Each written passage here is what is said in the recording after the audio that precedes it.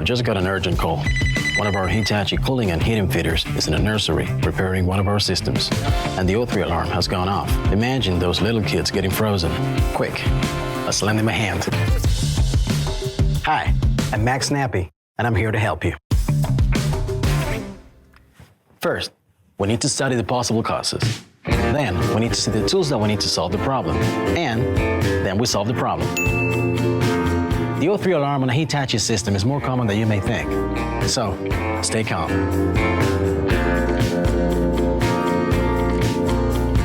If the O3 alarm goes off, there could be 4 reasons. 1. A power failure between both the indoor unit and the outdoor unit. 2. A problem with the communication wire between the indoor unit and the outdoor unit. 3. A wrong setting of the dip switch of the indoor unit or the outdoor unit. And 4. The circuit board of the indoor unit and the outdoor unit may be burnt out. Before we check the causes, it's important to have the following tools on hand to save time and unnecessary trips to the van. So you'll need a multimeter, star screwdriver, a pair of gloves, a headlamp, and of course, a mobile phone to carry on watching the video. First, let's check if there is a fault with the voltage of the indoor unit. The easiest way to make sure that the indoor unit has power supply is to check whether the control can be turned on or not. If it can be turned on, it's just probably because you've forgotten to connect the power supply to the indoor unit. If that is the case, you just simply switch the power on, and that's it. You solve the problem. Simple. The same goes for the outdoor unit.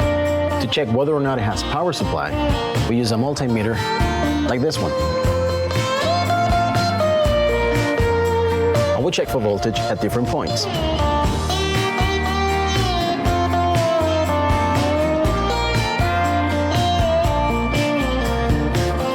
As you can see, there is no voltage, which sets off the O3 code.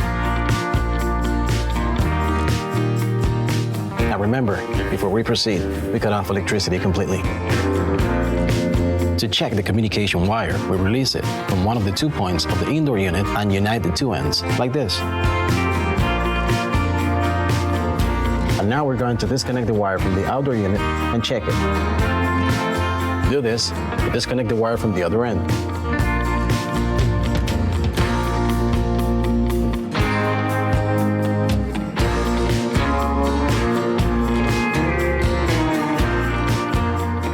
Using a multimeter,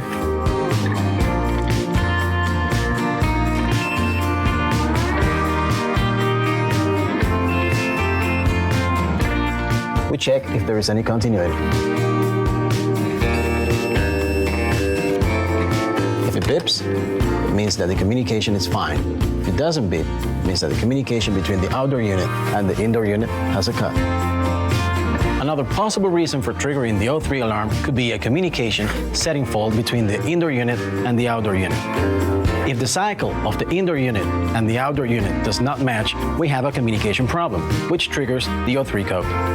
In order to deactivate the O3 code, the cycle of the indoor unit and the outdoor unit has to be the same. The final cause, and probably the most important one for triggering the O3 code, it's a problem with the circuit board.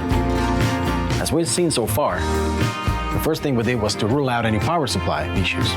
But if we have voltage and the LEDs don't turn on, it's probably that the board is damaged, and the only solution is to replace it. Guys, it's been a pleasure to lend a hand. We've solved it effectively, quickly, and safely. And those kids are no longer going to catch a cold at the nursery facilities. Our fellow fitter have solved the problem. And as you know, on our YouTube channel, you can find other solutions to other types of problems. And if you have any queries, you can always contact our call center. Greetings to you all, fellow fitters, and remember, be professional and enjoy your work.